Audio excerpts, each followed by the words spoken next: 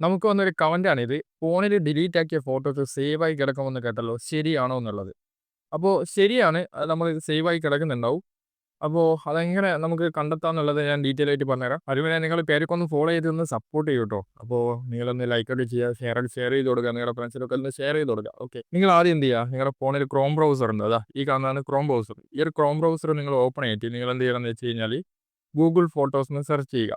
Google photos എന്ന് type ചെയ്ത് search ചെയ്ത് കഴിഞ്ഞാൽ നിങ്ങൾക്കൊരു വെബ്സൈറ്റ് കിട്ടും. അതിൽ accounts.google.com ഉണ്ടാവും. ആ ഒരു വെബ്സൈറ്റ് നിങ്ങൾ എടുക്കുക. എന്നിട്ട് വെബ്സൈറ്റ് എടുത്തതിന് ശേഷം ഒരു 3 ബാർ കാണാൻ പറ്റും. അതായത് ലെഫ്റ്റ് സൈഡിൽ ഇങ്ങനെ സൈഡിലായിട്ട് ഒരു 3 ബാർ കാണാൻ പറ്റും. ആ ഒരു ബാറിൽ നിങ്ങൾ ക്ലിക്ക് ചെയ്ത് കഴിഞ്ഞാൽ എന്നിട്ട് നിങ്ങൾ താഴോട്ട് വരിക. താഴോട്ട് വന്നു കഴിഞ്ഞാൽ നിങ്ങൾക്ക് അവിടെ സെറ്റിംഗ്സ് എന്ന് പറഞ്ഞൊരു ഓപ്ഷൻ കാണാൻ പറ്റും. ആ ഒരു സെറ്റിംഗ്സ് എടുക്കുക. എന്നിട്ട് വീണ്ടും നിങ്ങൾ എന്ത് ചെയ്യുക? ഒന്ന് താഴോട്ടേക്ക് വരിക. അങ്ങനെ നിങ്ങൾ കുറച്ചുകൂടെ ഒന്ന് താഴോട്ടേക്ക് വന്നു കഴിഞ്ഞാൽ അവിടെ സജഷൻസ് എന്ന് കാണാൻ പറ്റും. ആ ഒരു സജഷൻസ് ഒന്ന് ക്ലിക്ക് ചെയ്തിട്ട് വീണ്ടും ഒന്ന് നിങ്ങളൊന്ന് ജസ്റ്റ് ഒന്ന് താഴോട്ട് വരിക.